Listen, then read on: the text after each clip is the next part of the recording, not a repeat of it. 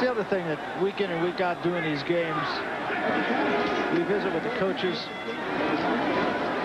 They're nice enough to give us our time and really provide a whole lot of information, as Kevin Tomasini carries again and be close to a first down. And from top to bottom in this conference, we're really blessed with terrific guys. And I don't only mean terrific coaches, but terrific guys. Two guys here, Bruce Snyder and Dick Tomey. I mean, they're guys you want to hang out with. Not only talk about football, but just talk about life. We're talking to this man yesterday about the books that he's been reading. Napoleon Bonaparte and Lewis and Clark, of all things. He's a voracious reader. So leader too. Yeah, both great of those leader. Things. And a great reader. So was Napoleon Bonaparte. But as we pointed out to Bruce Snyder, he lost his last game, big time. And you saw what happened to him. He wound up on an island. Flag is down as Farlow gets the 15-yard line. Yeah, Snyder said that if you see me standing on the sideline with my hand in my jacket, it's a sign. It's a sign of what? Either it's the game's history or I'm history. But you're right, Barry. You know, maybe the most interesting part of this whole experience for me has been getting to meet and visit with and learn from the head coaches in the Pac-10. And I think you said it very well. 10-yard penalty. They play third down. They are not only great coaches, they're great guys. Yeah, every one of them. People spent lots of time with us, and I know, you know, being a coach myself, sometimes it's frustrating to you just want to practice, you just want to win games, you just want to get it over with. You don't want to spend time talking to the guys that are doing the game, but they have been very gracious. And I've learned a lot from every one of them. Yeah, top to bottom, as you said. Jim Lambright's a guy I did University of Washington football on the radio for a few years. Got to know him as an assistant. He was my brains up there for about 4 years. Farlow will get close to a first down. Might have it again here. Mike Price, I find one of the more entertaining people I've met, both in and out of the sports business, and does a great job at Washington State, which is, as everybody knows, not the easiest place in the world to recruit to. Mike Bellotti at Oregon. Been very cordial, and Jerry Pettibone has not had the best of it, but every time we're with him, he's got that positive outlook. Bobby Toledo has been a friend of mine for, I don't even want to tell you how many years, and I think he's done a great job and got a great win today in his first year at UCLA. I think he's going to be around for a while. John Robinson was the dean, of course, of Pac-10 coaches. Ty Willingham at Stanford. Dick told us yesterday he thinks that he, the last 2 years, has done the best job of anybody in the conference. It's pretty hard to argue with. His team's going to be in a bowl game for the second year in a row. They have won everything in November, and he's a guy who sets out to do just that. His whole attitude is, it's not how you start, it's how you finish, and he's finished tremendously well the last 2 years, and he's got his guys believing in the system. And I think what Dick Tomey said, you know, here again, I guess I've been around this conference too long, but I did Stanford football for 3 years too, during the Bill Walsh era, and if there was any criticism of that team, it was that they played soft. And Dick Tomey was telling us one of the things that he feels Ty Willingham has done is put a toughness into that team, and it's showing in the wins and losses. Yeah, you see it up front too. You see them dominating the line of scrimmage, which is something they've never been known for. And Steve Mariucci, of course, is the Elmer Gantry of coaches, who has made a lot of friends in the Bay Area and all up and down this conference. As we said, just top to bottom, terrific people, and it's been a really great run once again through this conference this year. We just got to get Mariucci a sweatshirt and a pair of sneakers. we got to do something about that. Well, he said he was raised where they hunt and fish, and he said, it's something I've never done, is hunt and fish. And he also said, I'm proud to say I'm the only coach in the conference who doesn't play golf. Yeah, there's got to be a flaw there somewhere. We'll have to keep looking. It's not in his hair, I'll tell you that.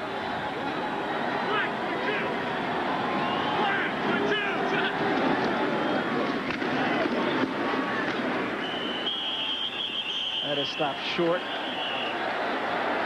at about the 8-yard line. It'll be third down, and they won't kick it. They'll just run this ball, I'm quite sure. 1:42 remaining. No gain on the play, 3rd and 6. Well, there's Roque and Bernstein. Roque, you're going to see him playing on Sundays for a lot of years. Bruce Snyder will be one of the front runners for the Bryant Award, emblematic of Coach of the Year. And I'll tell you what, if I was a betting man, I would say he wins it. got a great chance. You know, one of them was Don Cooper, and he fell on rough times today. Farlow takes it in from 8 yards out, and that will break the record. It's tied right now for the most points against Arizona. And I don't think Dick Tomey can argue with that one. I don't really believe Bruce Snyder was trying to rub this in any more than it already is.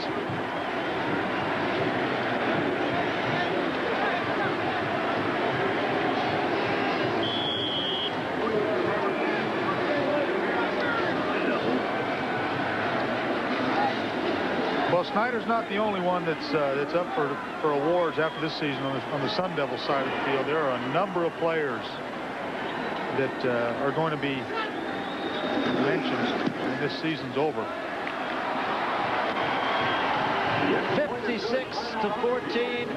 We'll take a timeout. 1:05 remaining in the 70th renewal of the Battle of the State of Arizona. 1:06 remaining in this one. 56-14. Arizona State showing its dominance and showing what this team is all about. This is just a good football team. It's just that simple. This is not a case of what Arizona is not. This is a case of what Arizona State is.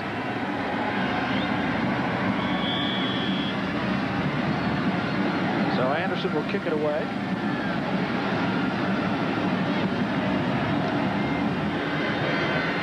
Holmes at the 1-yard line.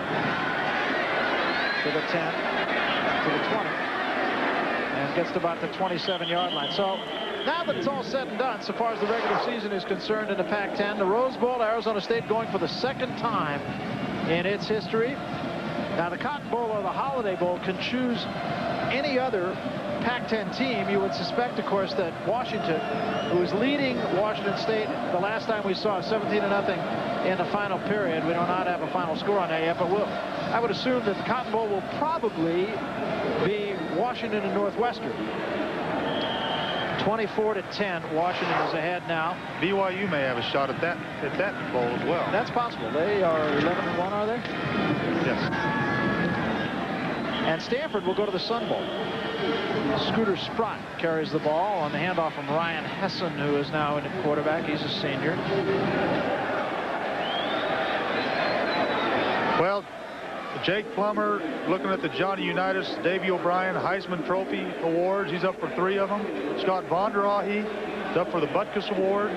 Derek Rogers up for the Bronco Nagurski Award, the best defensive player in the nation. A lot of Sun Devils being mentioned these days, and it's all a result of just a magical season. Well, there will be 2, or likely 2, I should say. I don't want to put it in the bank yet for either Florida or Florida State, but they play each other next week, and if Florida State wins, they will be unbeaten. They will finish the championship against Alabama. And while I do believe that Florida is a better team than Alabama, stranger things have happened. Yes, they have.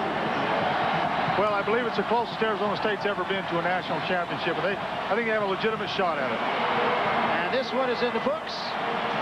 And all the coaches and everybody can try to make sure that cooler heads prevail here. There was a lot of tension for a while, and the coaches and the officials are sending Arizona State one way and sending Arizona the other way just to make sure that nothing further develops between these two teams.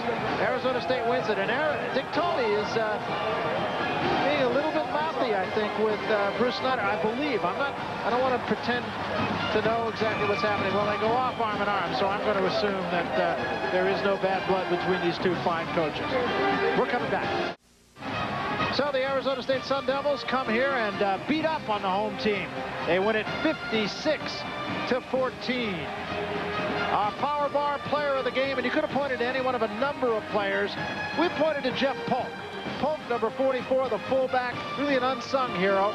Got more yards than he's ever gotten before. 9 carries, 83 yards, a 9.2-yard average.